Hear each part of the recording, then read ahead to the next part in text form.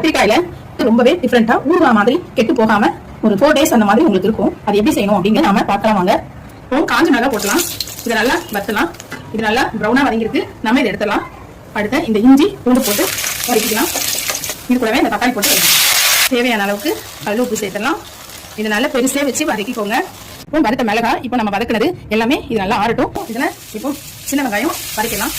சின்ன வெங்காயம் நல்லா வதங்கிருக்கு. இப்போ நம்ம கத்திரிக்காய் இதில் போட்டுக்கலாம். ரெண்டும் வதங்கட்டும். 1 ஸ்பூன் கடுகு போட்டுக்கோங்க. இல்லை பாதி வெந்தயம் போட்டுக்கலாம். 1 ஸ்பூன் ஜீரகம் போட்டுக்கலாம். ஒரு 10 மிளகு சேர்த்துக்கோங்க.